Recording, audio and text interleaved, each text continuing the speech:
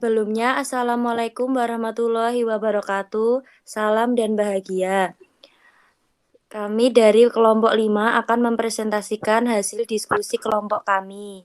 Yang beranggota, yang pertama Anggi Ayu Kusuma, yang kedua Istiqomah Arosyida, yang ketiga saya sendiri Ika Safitri, dan yang keempat Dia Alifia Khairunisa, yang berjudul tentang kesenjangan antara negara maju, negara berkembang, dan negara tertinggal.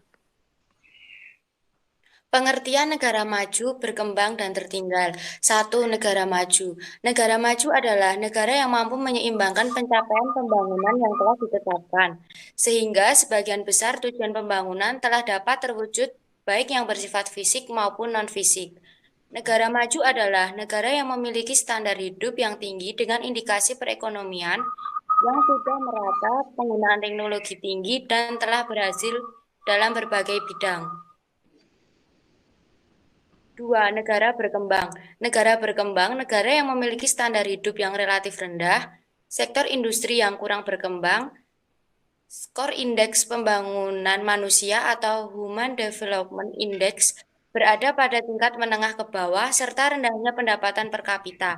Sebagian besar negara di dunia, yakni sekitar 76%, dikategorikan sebagai negara berkembang. Negara-negara tersebut adalah sebagian besar negara di Afrika, Amerika Tengah, dan Asia. Tiga, negara tertinggal. Negara tertinggal adalah negara yang tidak mampu berdiri sendiri karena tidak memiliki sistem ekonomi yang dapat memenuhi dan menstabilkan tingkat perekonomian negaranya, sehingga dapat mempengaruhi keadaan kehidupan masyarakat di negaranya. Selain itu, negara tertinggal memiliki tingkat kemiskinan yang tinggi dan terjadi hampir di seluruh wilayah negaranya. Ciri-ciri negara maju, berkembang, dan tertinggal. 1. Ciri-ciri negara maju. Aktivitas perekonomian dan lainnya sudah didukung oleh teknologi canggih yang dapat memudahkan tenaga manusia. Perkembangan ilmu pengetahuan dan edukasi terbilang cukup pesat. Hal ini pula yang mendukung kegiatan industri di negara maju menjadi sangat baik. Intensitas mobilitas yang cukup tinggi. Masyarakatnya mandiri, pendapatan per kapita masyarakatnya tinggi, angka harapan hidup di negara maju lumayan tinggi, tidak terlalu tergantung pada hasil dan kondisi alam, pendidikannya berkualitas, ekspor lebih banyak daripada impor. 2. Ciri-ciri negara berkembang, yaitu standar kehidupan sangat rendah, tingkat pendapatan yang rendah, produktivitas yang masih rendah, angka beban ketergantungan tinggi, angka pertumbuhan penduduknya tinggi, besarnya angka pengangguran, pendidikan masih rendah, industri pertanian dan peternakannya jarang untuk diekspor, kebanyakan masih digunakan untuk mencukupi kebutuhan negara sendiri. Ciri-ciri negara tertinggal. 1. Angka harapan hidup rendah. 2. Tingkat pendidikan rendah. 3. Pada umumnya aktivitas masyarakat menggunakan sarana dan prasarana tradisional. 4.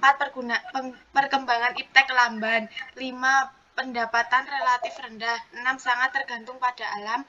7. Tingkat pertumbuhan penduduk tinggi.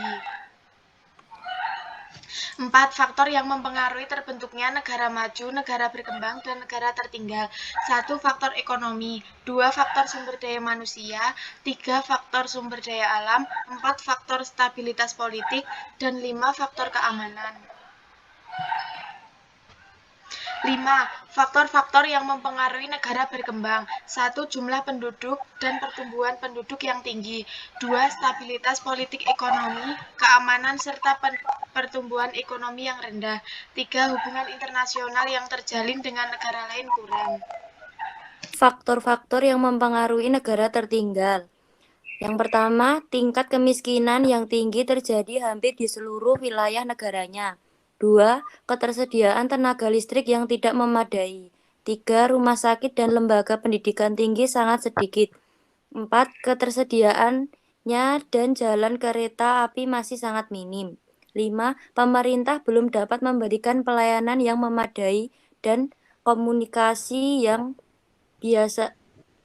ada biasanya buruk. 6. Ketersediaan sarana transportasi masih minim untuk menjangkau di negara tertinggal.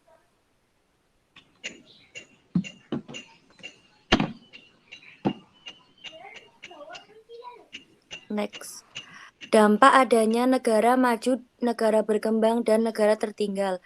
Dampak positifnya adalah ekspor atau pangsa pasar dunia dari suatu negara meningkat, sedangkan efek negatifnya adalah kebalikannya. Suatu negara kehilangan pangsa pasar dunianya yang selanjutnya berdampak negatif terhadap volume produksi dalam negara dan pertumbuhan PDB, serta meningkatkan jumlah pengangguran dan tingkat kemiskinan.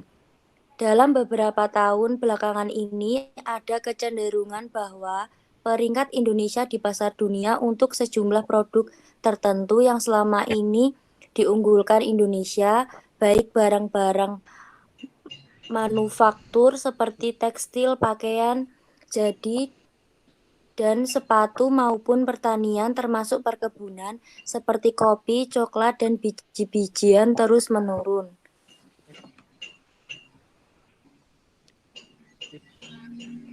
Dampak positifnya adalah peningkatan impor yang apabila tidak dapat dibendung karena daya saring rendah dan produk-produk serupa buatan dalam negeri, maka tidak mustahil pada suatu saat pasar domestik sepenuhnya akan dikuasai oleh produk-produk dari luar negeri. Dalam beberapa tahun belakangan ini, ekspansi dari produk-produk Cina ke pasar domestik Indonesia, mulai dari kunci Inggris dan jam tangan tiruan hingga sepeda motor semakin besar. Ekspansi dari barang-barang Cina tersebut tidak hanya di pertokoan modern, tetapi juga sudah masuk ke pasar-pasar rakyat di pinggir jalan. Terima kasih. Sekian dari kelompok kami. Bila ada kurang lebihnya, saya mohon maaf. Wassalamualaikum warahmatullahi wabarakatuh.